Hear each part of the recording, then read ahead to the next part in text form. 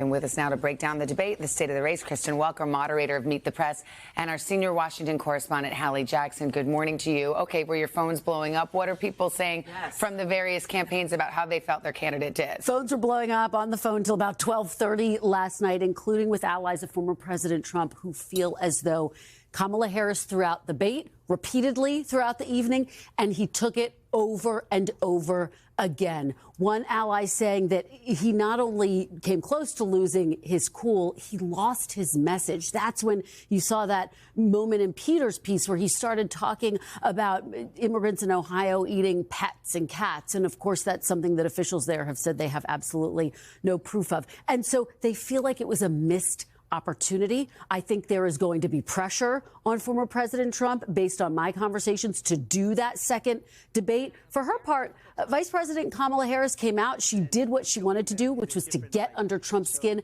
But did she do enough to explain how a Harris administration would differ from a Biden administration? Remember, Savannah, 60% of people say they want a change candidate. So her allies are saying she's got to make that case on the trail. There's no question she hit every single button that Donald Trump has, and he went for it every single time he went for it.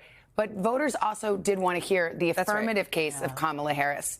And by the way, she previewed that debate strategy for days. Her campaign did. And yet he's still, in the words of one Republican that I talked to, she pushed every one of his buttons. She made him angry. On the policy piece of it, Kamala Harris was asked repeatedly about, for example, her position on immigration, what she would do differently on some of these issues. She was asked about those more progressive positions that she staked out in the crowded 2019 primary. She addressed one of them after saying she would kind of tick through all of them, but didn't get into detail on that front. For his part, the former president also avoided some of these questions on policy, being pinned down, for example, on whether or not he would veto a national abortion ban, on what he would do to replace Obamacare, for example, on how he would actually implement mass deportations, which is at the core of his policy. So this question of whether a second debate will happen, I think, is a very salient one, because think about this, Savannah.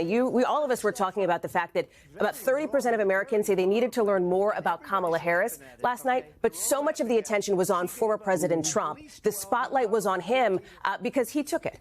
Well, it'll be interesting to see. There's a second debate. I mean, she has already said, OK, I'm here for it. He said just this morning, maybe not. We'll just have to see. So we'll see if that happens. Can we talk about Taylor Swift?